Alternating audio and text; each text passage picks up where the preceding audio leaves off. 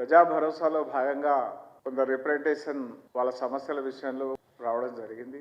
సన్న బియ్యం అని చెప్పి మా ఇళ్లలో వచ్చి భోజనాలు చేసారు, మంత్రులు అక్కడక్కడ భోజనాలు చేశారు. మేము కొందరం పేపర్లలో చూసినాం. రేషన్ దుకాణాలలో చూస్తేనేమో వాళ్ళు ఇచ్చిన చిట్టి ఇవ్వకుంటే బల్మిట్కి అడిగి తీసుకుంటే చిట్టి మీద కుల్ల ఉన్నది. మాకు తలకు 6 కిలోలు వస్తే అందులో 5 కిలోలు కేంద్రమే ఇస్తున్నది. 41 రూపాయి 73 పైసల కిలోకు కేంద్రం భరిస్తున్నది అని వాళ్ళు చెప్తా ఉన్నారు.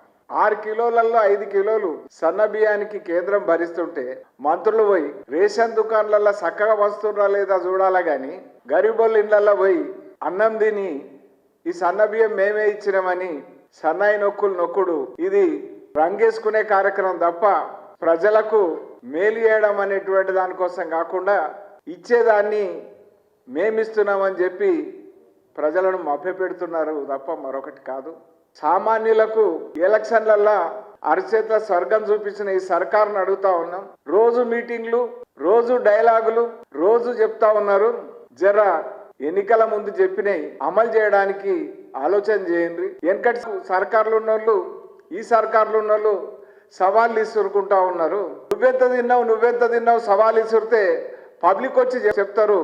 ఒకళ్ళు ఎదురుగా ఒకళ్ళు నిలబడతలేరు. పబ్లిక్ను మభ్యపెట్టేందుకు జోరుగా మాట్లాడుకుంటున్నారు, జోరుగా సవాళ్ళు ఇసురుకుంటున్నారు తప్ప మీ దగ్గర అవినీతి భాగోతం ఏదైతే ఉన్నదో పక్కదో పట్టించడానికి తప్ప పారదర్శకంగా ప్రభుత్వాన్ని నడిపి గతంలో మింగిన దాన్ని కక్కించడానికి ఈ సర్కారు ప్రయత్నం చేయట్లేదు అనేటువంటి స్పష్టంగా సామాన్యుడికి కూడా అర్థమవుతున్న విషయం ప్రజలతోని వెల్లడవుతుంది.